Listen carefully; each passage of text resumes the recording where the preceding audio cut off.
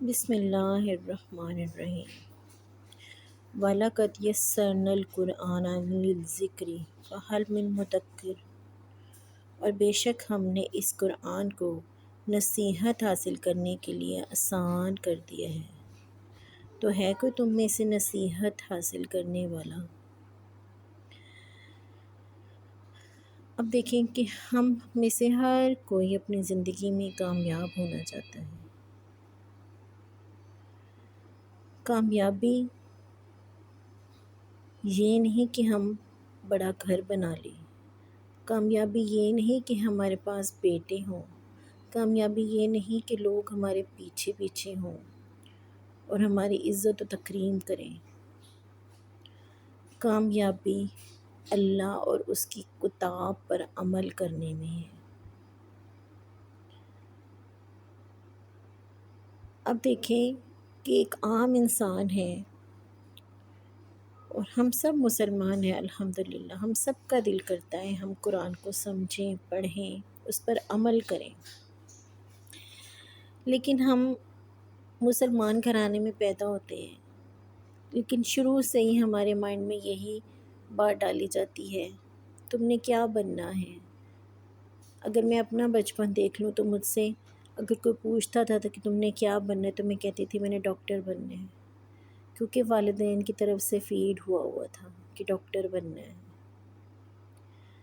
کوئی انجینئر بننا چاہتا ہے، کوئی نرس بننا چاہتا ہے، کوئی کچھ اور شعبے میں جانا چاہتا ہے، مطلب ہر ایک نے اپنا ایک مائنڈ سیٹ کیا ہوا ہے۔ بہت کم والدین ہیں جو شروع میں ہی بچوں کے دماغ میں یہ فیڈ کرتے ہیں کہ تم نے حافظ قرآن بننا ہے، یا دین کا داعی بننا ہے، یا تم نے محدث بننا ہے، حدیثیں بیان کرنے والا بننا ہے، یا تم نے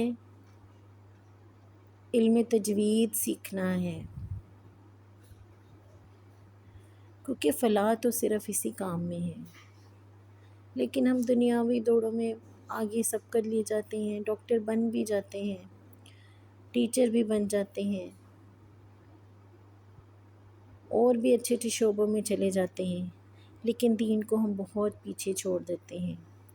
آج دین ہماری نسلوں میں سے اٹھ گیا، صرف اس لیے کہ ہم نے قرآن کو چھوڑ دیا۔ یہ نسخہ کیمیا ہے، اس کو ہم نے اپنے ہاتھوں سے ختم کر دیا۔ آج بڑی بڑی طاقوں پر، اونچی اونچی الماریوں پر تو ہم نے قرآن کو غلافوں میں سجا کر رکھا ہوا ہے، اور ہم شادیوں میں جب لڑکی کی شادی ہوتی ہے اس کو قرآن کے سائے تلے نیچے سے گزار کر بھیجتے ہیں۔ معاف کیجئے، اللہ نے ہمیں یا اللہ کے رسول صلی اللہ علیہ وسلم نے ہمیں یہ تعلیمات نہیں دی تھی کہ ایک طرف تو شادیوں میں گانا بجانا ہو رہا ہو، اور جب اینڈ پہ رخصتی ہو تب بھی گانا لگا ہو، اور اوپر قرآن کا سایہ ہو۔ قرآن کے سائے سے مراد یہ ہے کہ اس کو قرآن کی تعلیم دے کر بھیجے، اور یہ کوئی ایک دن کا کام نہیں ہے۔ اب دیکھیں، دنیاوی تعلیم کی اہمیت اپنی جگہ، لیکن قرآن کی اہمیت بہت زیادہ ہے۔ آپ اپنی زندگی سے ریلیٹڈ کوئی بھی مضمون کھول کے دیکھ لیں، آپ کو قرآن میں مل جائے گا، چاہے وہ حیا ہے، چاہے وہ جوانی ہے، چاہے وہ عورتوں کے مسائل ہیں، چاہے وہ مردوں کے مسائل ہیں، چاہے وہ کسی کے حقوق و فرائض کی بات ہے، چاہے وہ جنابت کے مسائل ہیں، چاہے وہ غسل کے مسائل ہیں، طہارت و پاکیزگی کے مسائل ہیں،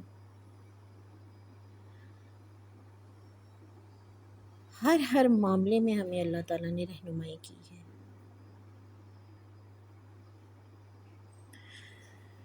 تو ہم نے اب قرآن کو پڑھنا ہے۔ جب ہم یہ ارادہ کر لیتے ہیں کہ ہم نے قرآن کو پڑھنا ہے، تو شیطان ہمیں طرح طرح سے پریشان کرتا ہے، کیسے پڑھیں، کیسے شروع کریں۔ جب انسان پریکٹس کر رہا ہوتا ہے نا دین کی، تو وہ بہت وسوسوں کا شکار ہو جاتا ہے۔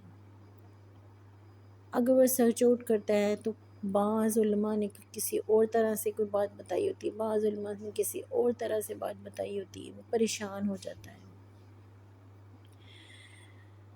تو کسی نے ڈاکٹر اسرار احمد سے پوچھا کہ قرآن کو کیسے پڑھیں، تو انہوں نے بہت خوبصورت جواب دیا تھا کہ جب آپ بالکل شروعات کرنے جا رہے ہو نا، تو قرآن کو ایسے پڑھیں جیسے کہ ایک بدو پڑھتا تھا، بدو دیہاتی، امی۔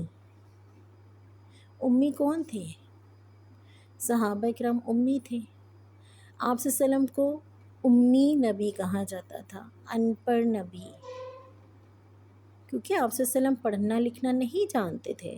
صحابہ کرام میں سے بہت کم لوگ پڑھنا لکھنا جانتے تھے، موسٹلی ان پڑھ تھے۔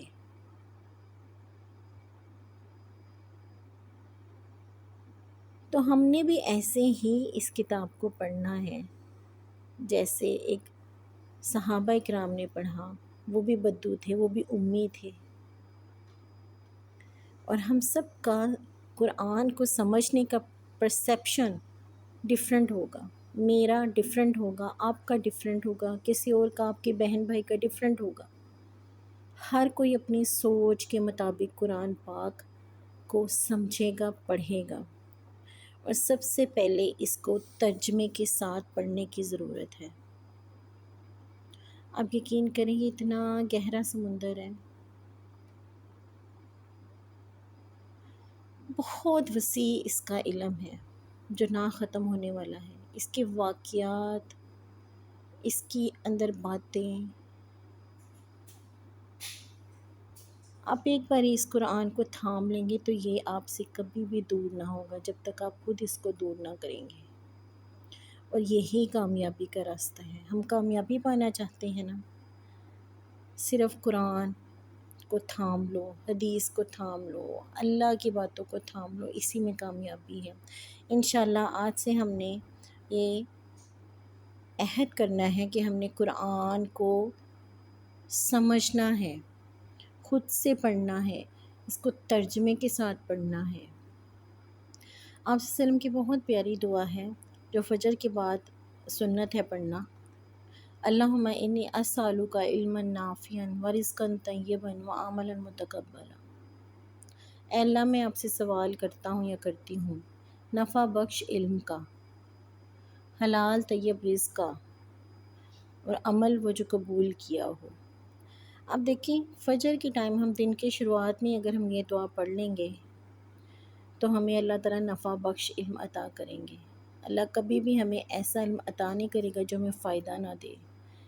اس دعا کے ساتھ اب اپنے دن کا آغاز کریں اور قرآن کو سمجھ کے پڑھنا شروع کریں۔ اللہ ہم سب کو اس قرآن پر عمل کرنے کی توفیق عطا کریں۔ جزاکم اللہ خیرا کثیرا۔